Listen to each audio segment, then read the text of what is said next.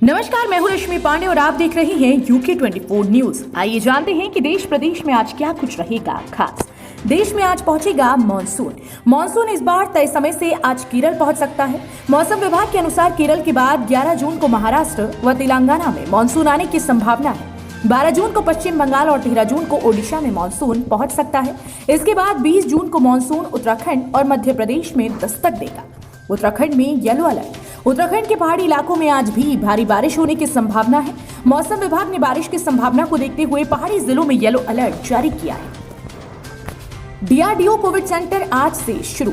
हल्द्वानी में defence research and development organisation का 500 bed का कोविड केयर सेंटर आज से पूरी तरह से ऑपरेशनल हो जाएगा। इसमें 375 ऑक्सीजन बेड और 125 आईसीयू बेड वेंटिलेटर है।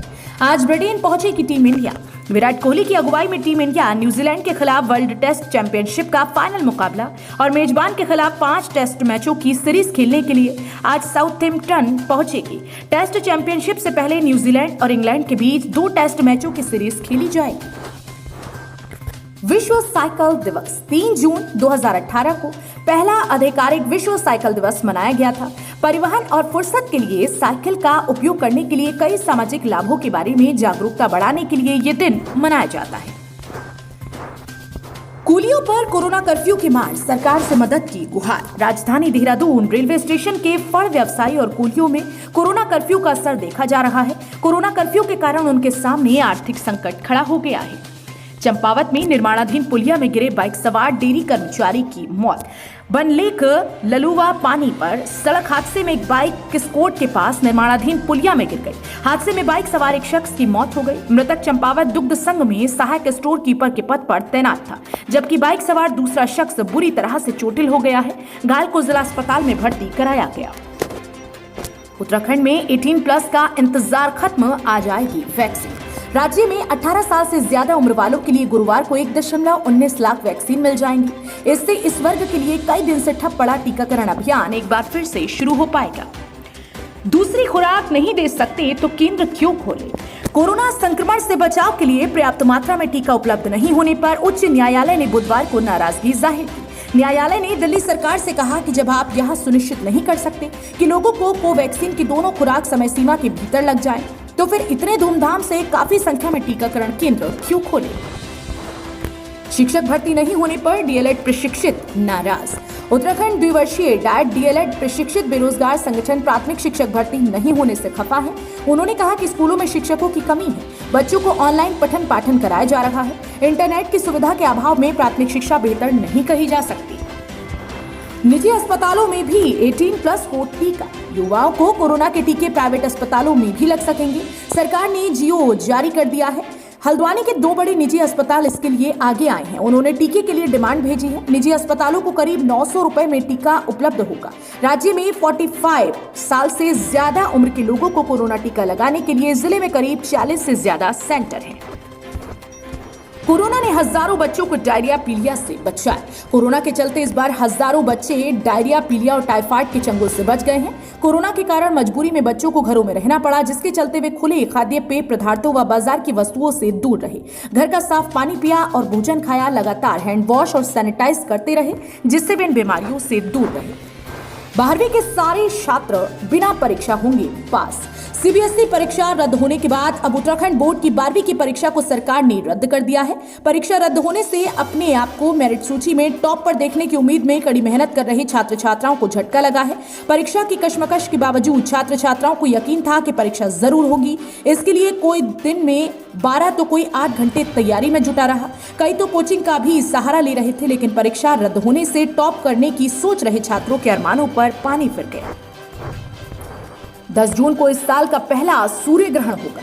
साल का पहला सूर्य ग्रहण 10 जून को लगने जा रहा है। यहां आंशिक रूप से उत्तर पूर्व के कुछ राज्यों में ही नजर आएगा। सूर्य ग्रहण दोपहर 1:42 से शाम 6:41 तक चलेगा। इस दौरान चांद पूरी तरह से सूर्य ढक लेगा। इसे कंकड़ाकृति सूर्य ग्रहण कहते हैं, पर यह दृश्य लद्दाख अरुणाचल के कुछ हिस्सों से नजर आएगा। यूओयू की ऑनलाइन असाइनमेंट परीक्षा 14 जून से 18 जुलाई तक। उत्तराखंड मुक्त विश्वविद्यालय में यूजी और पीजी कक्षा के विद्यार्थियों के लिए ऑनलाइन सत्रीय कार्य की परीक्षा के लिए तारीखें घोषित कर दी गई हैं। परीक्षा नियंत्रक प्रोफेसर पीडी पंत ने बताया कि ऑनलाइन असाइनमेंट परीक्षा 14 जून से 18 जुलाई तक होगी। बरेली का स्मैक माफिया पहाड़ तक पहुंचा रहा है नशे का सामान। खबर रुद्रपुर से है। उधम सिंह नगर मुख्यालय की एसओजी एसडीएफ के हत्थे चढ़े स्मैक तस्करों से पुलिस को कई अहम जानकारियां मिली हैं। इसमें पहली बार बरेली के स्मैक माफिया सज्जाद का नाम सामने आया है। बताया जा रहा है कि सज्जाद का नेटवर्क उधम सिंह नगर से लोहाघाट तक फैला है और इसी नेटवर्क के माध्यम से वह स्मैक धंधे को परवान चढ़ता रहा।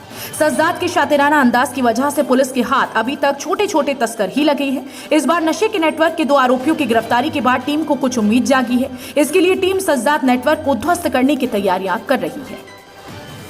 सामान्य जाति की महिला पिछड़ी सीट पर बनी प्रधान। सामान्य वर्ग की महिला ओबीसी सीट पर चुनाव लड़कर एक महिला प्रधान बन गई। सूचना का अधिकार अधिनियम के तहत हुए इस खुलासे के बाद गांव की महिला ने अपने अधिवक्ता के माध्यम से डीएम को शिकायती पत्र भेजकर आरोपी पर कार्यवाही की मांग की है।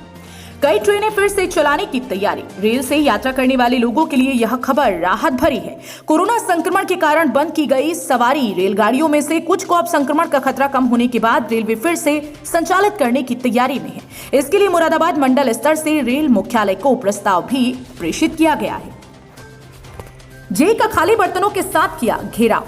सहसपुर गांव में पिछले 2 माह से अधिक समय से पेयजल का संकट बना हुआ है। गांव के लोग बूंद बूंद पानी के लिए तरस रहे हैं। ग्रामीणों को घरों से 1 किलोमीटर दूर हैंडपंप से प्यास बुझानी पड़ रही है।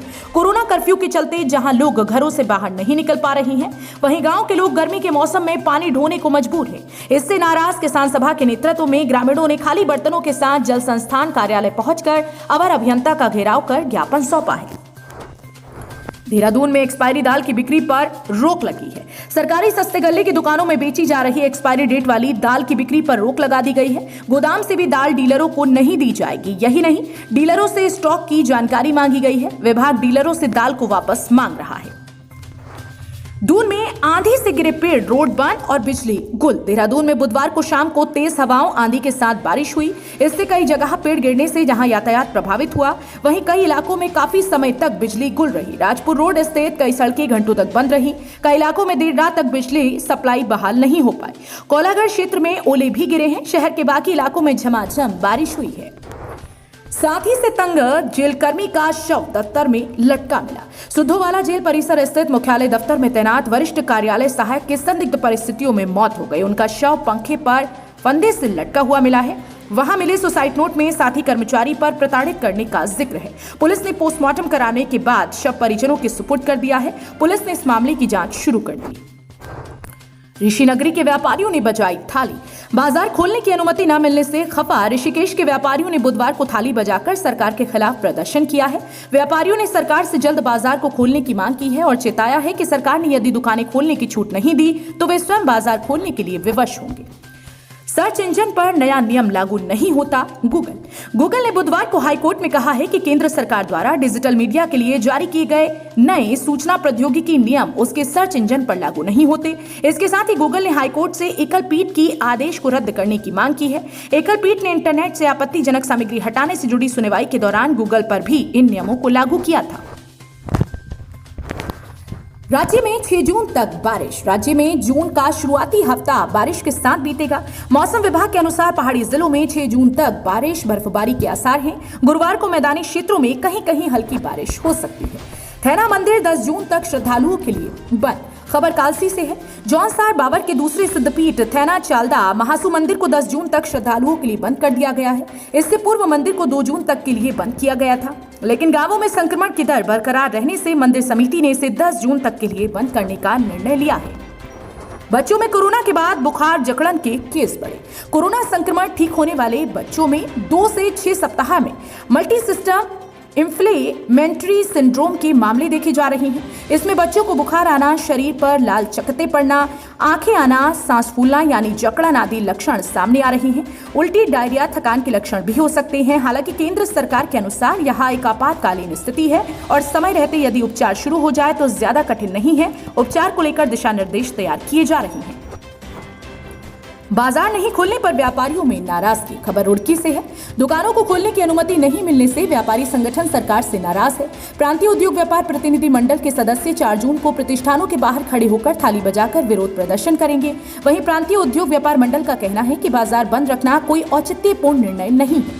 व्यापारी हित में अगर जल्द ही कोई निर्णय नहीं लिया गया तो व्यापारी धरना प्रदर्शन को मजबूर होंगे।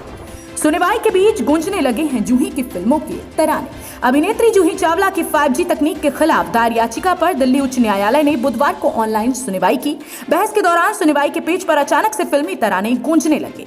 दरअसल जूही चावला ने सुनवाई का वीडियो लिंक सोशल मीडिया पर साझा कर दिया। इससे कई लोग जुड़ गए। इन्हीं में से एक शख्स ने जूही को देखने के लिए गाना शुरू कर दिया था। बद्रीनाथ हाईवे कांकरा में भारी वाहनों के लिए अभी भी बंद। ऋषिकेश बद्रीनाथ हाईवे कांकरा के पास तीसरे दिन भी बाधित रहा।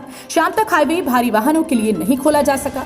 NH लोनिवी खंड ने पहाड़ी काटकर हाईवे को हल्के वाहनों के लिए खोल दिया है, पर बीच बीच में बारिश होने की वजह से यहां मलबा हटाने में दिक्कतें सामने आ रही हैं। बुधवार को भी रुद्रप्रयाग और चमोली के लिए दूध, सब्जी और जरूरी सामान की आपूर्ति श्रीनगर सोराखाल मोटर से हुई है।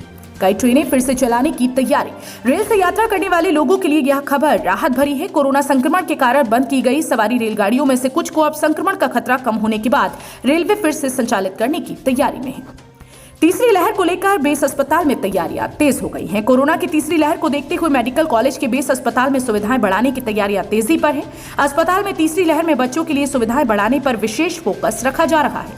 इसको देखते हुए बच्चों के लिए 50 बेड का वार्ड तैयार कर दिया गया है, जबकि 10 बेड का NICU और 10 बेड का SICU वार्ड भी तैयार किया जा रहा है। भर्ती परीक्षाओं में समय व सवाल घटाएगा आयोग। उत्तराखंड अधीनस्थ सेवा चयन आयोग कोरोना काल में भर्तियों की अटकी गाड़ी आगे बढ़ाने की कोशिशों में जुट गया है। इसके तहत आयोग की ऑनलाइन भर्ती परीक्षाओं में परीक्षा का समय और सवालों की संख्या घटाने की कवायद तेज हो गई है। जल्द ही आयोग इस पर फैसला लेने जा रहा है। 45 से अधिक आयु वर्ग के कोटे की वैक्सीन 18 पार करने वालों को भी लगेगी। प्रदेश में 45 से अधिक आयु वर्ग के कोटे की कोविड वैक्सीन अब 18 से 44 आयु के लोगों को भी लगाई जाएगी। सरकार ने यह फैसला लिया है। वहीं 3 जून को प्रदेश को 1.19 लाख टीके मिलेंगे, जो 45 से ऊपर की श्रेणी की है। इसी तरह की देश प्रदेश की कुछ और खबरों से खुद को रखने के लिए अपडेट तुरंत सब्सक्राइब करें आपका अपना YouTube चैनल UK24 न्यूज।